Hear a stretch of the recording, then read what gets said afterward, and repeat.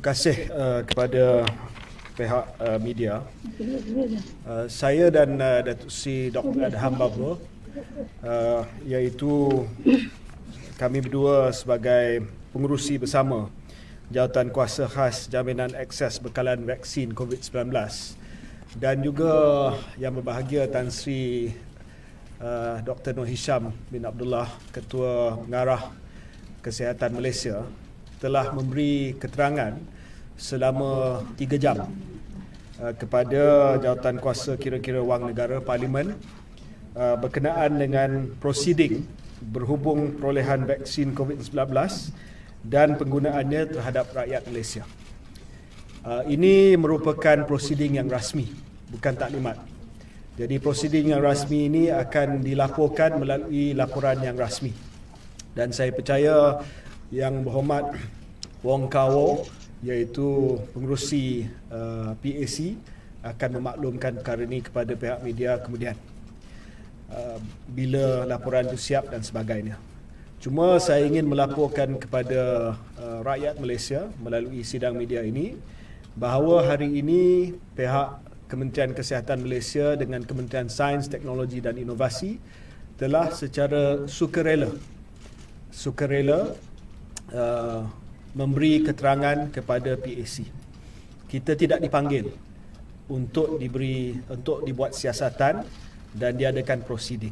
Saya melalui posting dalam media sosial telah menawarkan kepada PAC secara sukarela untuk datang dan memberi keterangan secara rasmi dalam prosiding yang rasmi yang diadakan oleh Jawatankuasa Kira-kira Wang Negara. Keputusan ini telah pun dibuat oleh saya dan juga Dr. Adham kerana kita nak memastikan bahawa kita dapat memenuhi prinsip ketelusan sejauh mana yang dibenarkan oleh perjanjian kita dengan syarikat-syarikat yang mana kita beli vaksin COVID-19. Ya.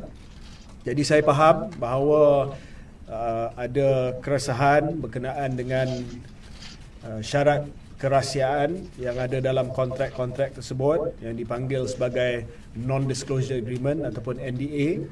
Jadi saya telah buat keputusan pada hari ini oleh kerana tak dapat nak umumkan harga secara teliti bagi setiap pembelian walaupun kita dah umumkan harga keseluruhan, ya, tetapi saya telah buat keputusan pada hari ini untuk datang ke PAC dan dalam keadaan keterangan yang diberi dalam prosiding PAC, saya telah dedahkan harga pembelian kita secara terperinci kepada Jawatankuasa Kira-kira Wang Negara dan saya telah mendedahkan dokumen kontrak antara syarikat Pfizer dan juga syarikat AstraZeneca bersama dengan kerajaan Malaysia kepada PAC tadi. Okay. Yeah, we are still in the process of negotiating with them. I hope that we can conclude the negotiations within the next 1 or 2 weeks. No, we consider the PAC as part of the government, and we consider that the privileged information was shared with public officials. Yeah, so we shared with the PAC not just the price with which we have bought the vaccines. So the Pfizer price is all-inclusive, including delivery to multiple points of vaccination. Yeah, the Pfizer price, which is, I almost said it, is inclusive of delivery to multiple points of vaccination. The AstraZeneca price is not inclusive of delivery. So but I cannot reveal right now the price of delivery. What I can reveal, this has been a question that has been asked and it will be reflected in the PAC's report later. For instance, there's been a lot of concerns about the very extraordinary temperatures with which the Pfizer vaccines have to be kept at and whether or not we have the necessary cold chain facility. To that end, we have approved for the purchase of ultra-low temperature freezers, cold box, and also other related related bekalan perubatan supplies for the cold chain, ultra cold chain facility, 16.6 million ringgit. Because Pfizer delivers it to the point of vaccination, storage is our responsibility. So storage is not, some quarters have suggested that storage sampai 1 bilion ringgit is 16.6 million ringgit, 16.6 juta ringgit. As said, cold storage facility, we are estimating about 6.7 million ringgit to buy. One freezer is about 50,000 ringgit. 70 to 80,000 ringgit per freezer, for the ultra cold chain freezer. But we need to spend this because we need to simpankan vaccine tersebut. They'll be breaking the law. Simple as that. All vaccines have to be registered and approved by the National Pharmaceutical Regulatory Agency. Any black market for vaccines, any black market sales or inoculations of vaccines will be punishable by law.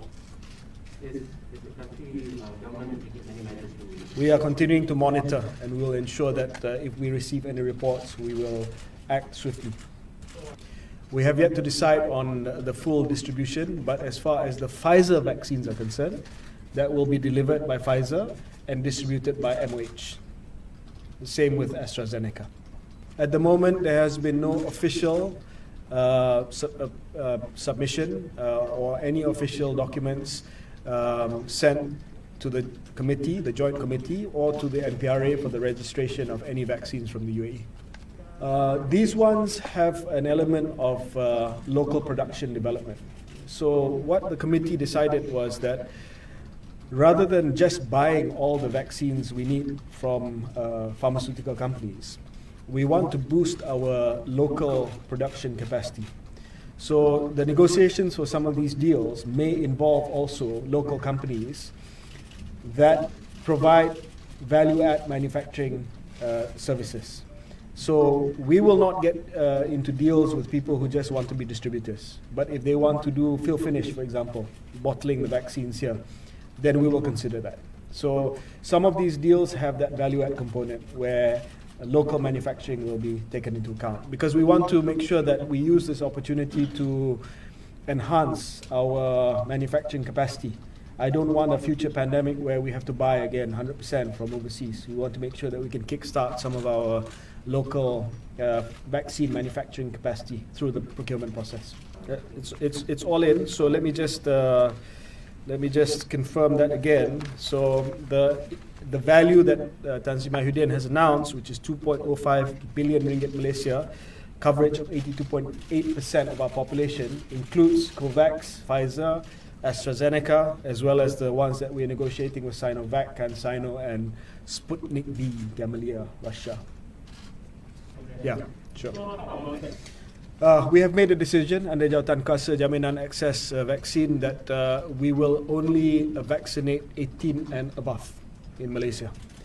That means that we do have a slight extra in our stockpile, which we will keep for foreign workers, for also expatriates, people, residents who are non-Malaysian nationals here. And we might increase the order in the future because we don't know at the moment how long the immune response is for the vaccinations. So we may keep some in the future in case we need to give booster shots for our citizens. But hold on, let me just finish the question. Why do we aim to go above? One is kita nak cater for the foreigners here. And the other thing is I want to mitigate against any risk. Katalah vaksin tu kita dah beli tapi tak dapat didaftarkan oleh NPRA.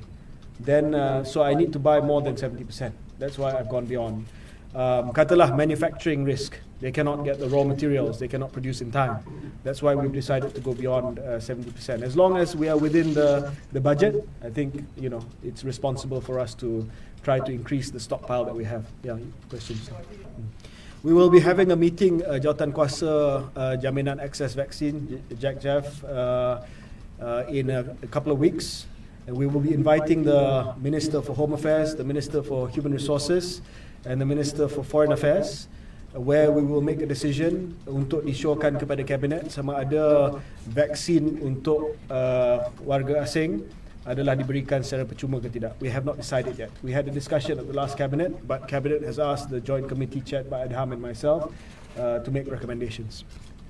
Your guess is as good as mine, because we are talking about documented and undocumented workers. Sorry? Yeah, so we will try to target as many as possible. And the principle is very simple. The principle is we need to vaccinate the foreign workers to make sure that they are safe and to make sure that we are also safe. The more people you vaccinate, the safer you are. Katalah kita hanya vaccinate rakyat kita, tapi kita tak vaccinate 3 juta pekerja asing.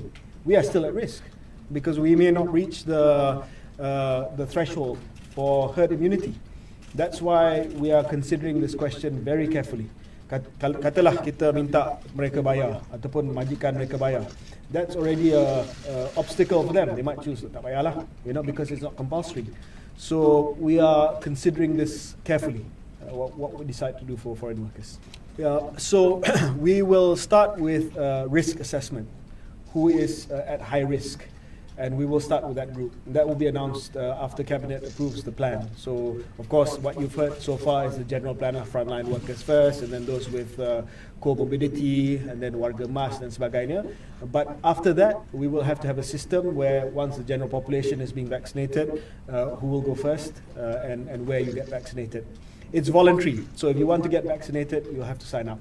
We'll have a sign-up feature in My Sejahtera, where you can sign up to say that you consent and that you register to have the vaccine.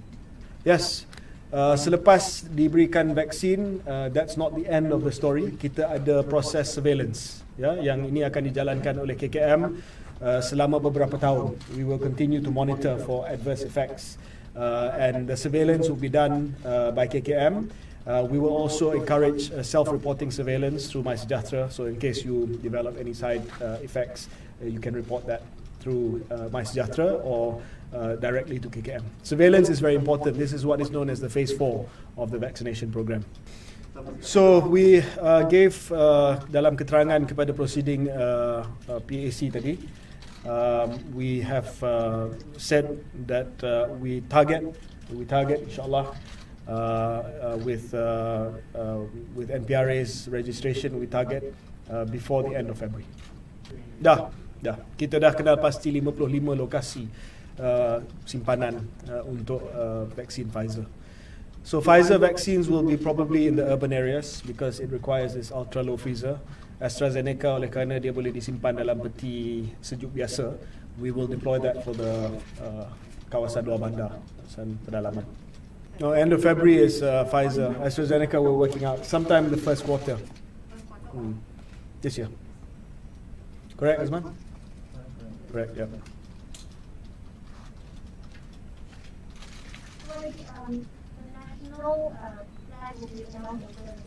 No, we are finalizing on Thursday at the JACJAF meeting that Adham and I chairs. We'll present to Prime Minister on Monday next week, and Cabinet will be endorsing it on Wednesday next week. Foreign workers not at this Thursday's JACJAF meeting, probably the next one after that, which is probably at the end of this month. Not this weekend? Okay, this week is just the plan. Yeah. So KP Tan Sri Hisham just now reported that according to a recent KKM survey that was done online, the acceptance rate was 67%,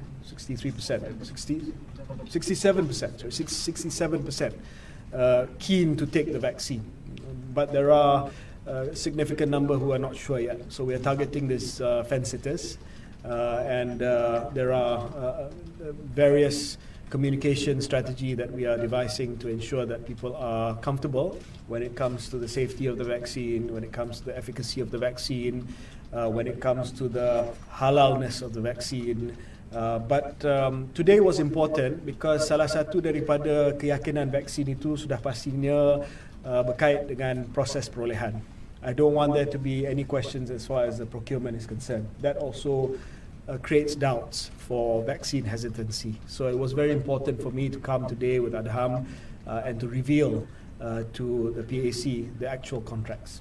Okay, no, we have not decided on an upper level cutoff rate. Lower is 18. Yeah. It'll be made when NPRA approves. That's why we need the data. There are some questions that NPRA has asked of Pfizer. I know FDA has approved, I know MRHA has approved, I know EMA has approved, but we have some questions also. So we're waiting for Pfizer to reply these questions, and all these questions are related to things like that.